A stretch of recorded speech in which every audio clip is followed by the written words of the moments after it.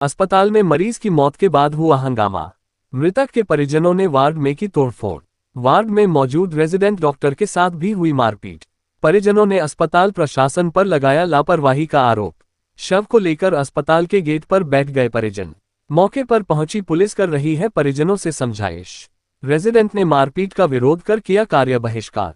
कोटा संभाग के सबसे बड़े एमबीएस अस्पताल में 2 मरीजों की मौत के बाद परिजनों ने हंगामा कर दिया। परिजनों ने डॉक्टर पर इलाज में लापरवाही का आरोप लगाकर वार्ड के अंदर जमकर तोड़फोड़ कर दी। साथ वो मौके पर मौजूद रेजिडेंट डॉक्टर से मारपीट भी कर दी और उसके कपड़े फाड़ दिए। इतना ही नहीं, परिजन बेड पर शव लेकर अस्पताल से बाहर निकल गए और सड़क पर धरना दे दिया। सूचना के बाद पुलिस और प्रशासनिक अधिकारी भी मौके पर पहुंचे और आक्रोशित परिजनों से समझाइश की कोशिश की।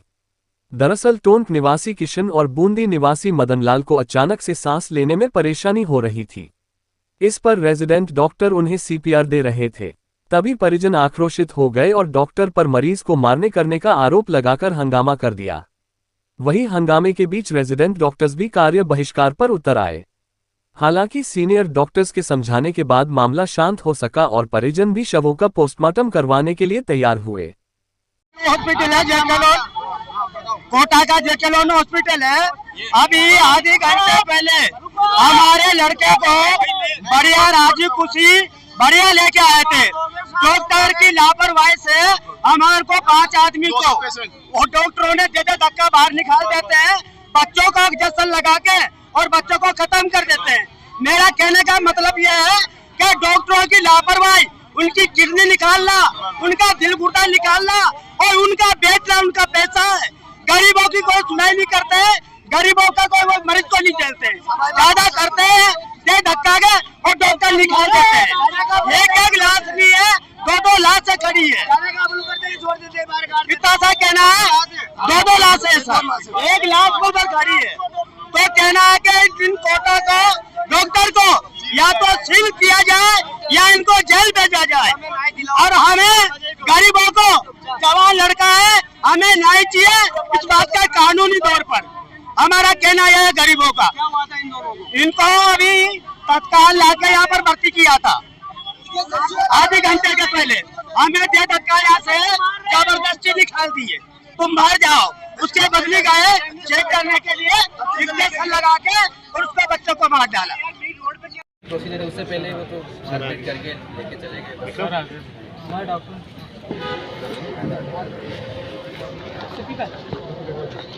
वो उनसे बात हो रही है, अभी रख लेते हैं के लिए क्या वो इस तरह के लोग दुख सबका 100% है जो लड़के ने सुसाइड 100%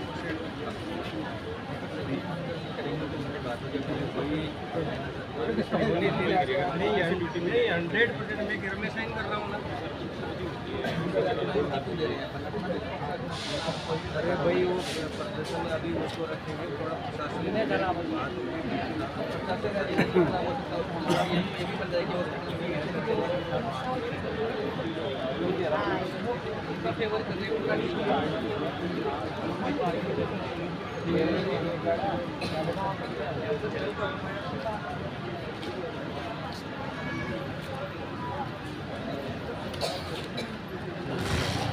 कौन चिल्ला रहा था इधर लगी है? जबरदस्ती ज्ञान की कमी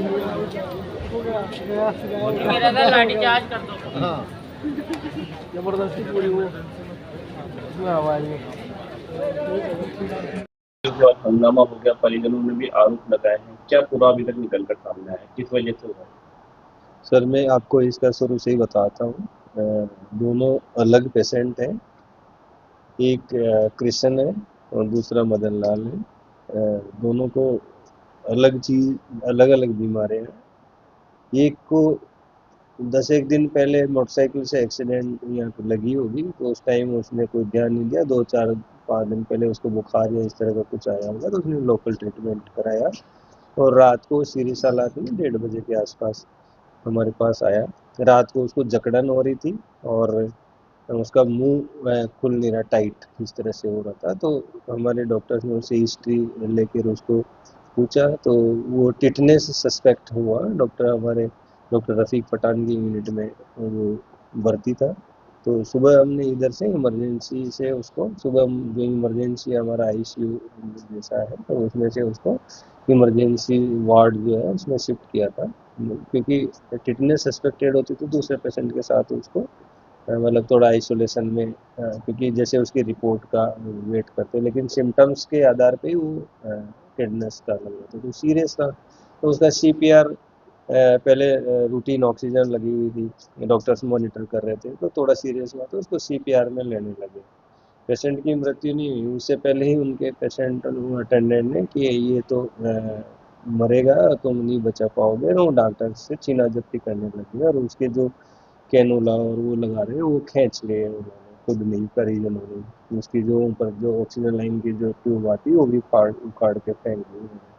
और वहाँ पे आईवी स्टैंड था वो उठा लिया, डॉक्टर का स्टे तो उन्होंने छीन लिया और उसके बाद वो डॉक्टर से मारा पीटी करने लग गए। डॉक्टर जैसे तैसे जाके वो उसके अंदर टॉयलेट के अंदर चल गया तो टॉयलेट के अंदर घुस के भी उसके साथ काफ़ी मारपीट की।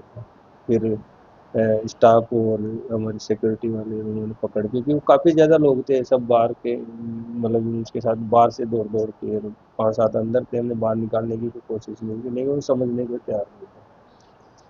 फिर वो वहाँ से जैसे हंगामा ज़्यादा हुआ तो उन्होंने पेशेंट को बाहर ले गए, बाहर भी हम रोड तक उनको रोकने की कोशिश की लेकिन वो बहुत ज़्यादा लोग थे, तो हम रोक नहीं पाए। और रोड पे भी उन्होंने पुलिस आने के बाद भी मतलब बहुत मुश्किल से एडीएम सर आए, उन्होंने समझाया, लोग वहाँ के लोग जो आसपास के दूसरे लोग थे उन्होंने भी समझाया कि ऐसे रोड पे पहले तो हमने कोशिश करी, यहाँ तक मेरे को तो उसके अटेंडेंट ने धक्का मारा और कि नहीं मैं गोली मार देंगे हमारे इसको, इस तरह से आपने हाथ लगाया उसको।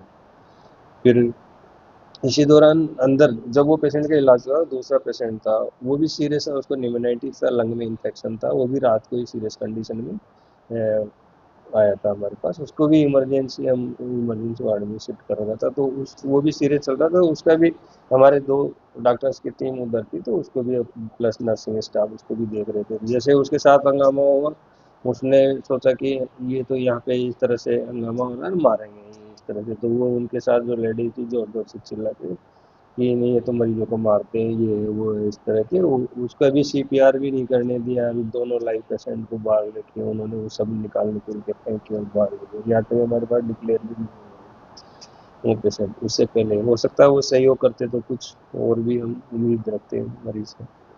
तो हमें भी इस चीज़ का काफ़ी दुख है कि अ, किसी के घर में या किसी के परिवार में मौत हो जाती है, तो मतलब ये मतलब दुखद स्थिति है। और फिर दूसरी बात डॉक्टर्स के साथ मारपीट की, तो हमारे डॉक्टर्स ने भी सारे इकट्ठे हो गए स्ट्राइक के लिए, उन्होंने सारे इकट्ठे हो गए स्ट्राइक करेंगे कि हम इस तरह से मारपीट की तो हमें ऐसे माहौल में, और ये पब्लिक जब तक हमें सपोर्ट नहीं करेगी सिक्योरिटी भी हम लगा देंगे, लेकिन इस तरह की जो भीड़ आके और हमारे साथ मारपीट करते हैं तो मतलब थोड़ा ठीक नहीं है। तो क्या अभी रेजिडेंट डॉक्टर हाँ उन्होंने लिखित में नहीं दिया, सारे इकट्ठे हो गए, मैंने उनसे समझाया कि हम जो भी दोषी है एडीएम सर से बात हुई थी और उनका भी काफ़ी कोऑपरेशन रहा, पुलिस का भी काफ़ी अच्छा कोऑपरेशन रहा, और ये इतनी जो मॉब एक तरह से थी वो तो उन्होंने बड़ी मुस्तैदी से इसको हैंडल करके और उनको पीएम के लिए मतलब बनाया है।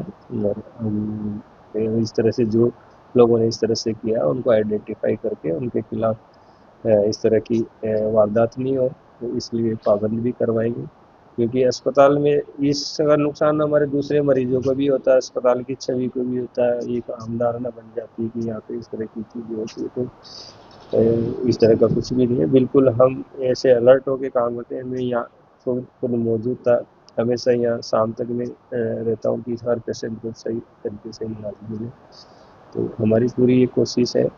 डॉक्टर्स हमारे काफ़ी समझदार थे कि आज उन्होंने बहुत संयम बरता, और हमारे जो दूसरे लोग स्टाफ था उन्होंने भी बहुत संयम बरता, नहीं तो काफ़ी मारपीट वो यहाँ पे भी हो सकती थी, लेकिन मैंने उनको समझाया कि अगर किसी अटेंडेंट अगर नहीं समझ रहे तो अपन को इस तरह की कोई चीज़ नहीं करे जिससे एक अपने अंदर जो पेशेंट भर्ती है वो मतलब प्रभावित नहीं हुए, उनका उचित इलाज चलता रहे, और अपन लोग मरीजों के लिए बने हुए हैं तो स्ट्राइक करना उचित नहीं है। और अभी उन्होंने मेरी बात मानी और सब अपना काम पे लौट गए। तो और इस रिपोर्ट दी चीज़ क्या के आपने? लिए उन्होंने मेरे को एक रिपोर्ट दी है। मैंने अभी हमारे जो इमरजेंसी के नोडल ऑफिसर डॉक्टर निर्मल शर्मा जी, उनसे भी रिपोर्ट ली है। जो यूनिट हेड के डॉक्टर रफ़ीक मोहम्मद जी पेशेंट को लगातार देख रहे हैं, उनसे भी मैंने रिपोर्ट ली है। प्लस हमारे सिक्योरिटी वालों ने, हालांकि उन्होंने जो कोशिश की है, फिर भी हम उनसे भी पूछेंगे कहाँ कमी है, तो भविष्य में इस तरह की चीज़ें नहीं होए उसका भी हम रिपोर्ट लेंगे। और हमने 4 डॉक्टर्स की, मतलब 3 डॉक्टर्स और नर्सिंग अधीक्षक और उनकी हमने एक कमेटी बनाई है। और कि मतलब कहाँ पे हमारी तरफ से इस तरह की कोई गलती नहीं हुई है, वो सारी चीज़ का हम अध्ययन करेंगे। बाकी पूरा घटनाक्रम एक कोटा के लिए और एक समाज के लिए और हमारे लिए बहुत दुख की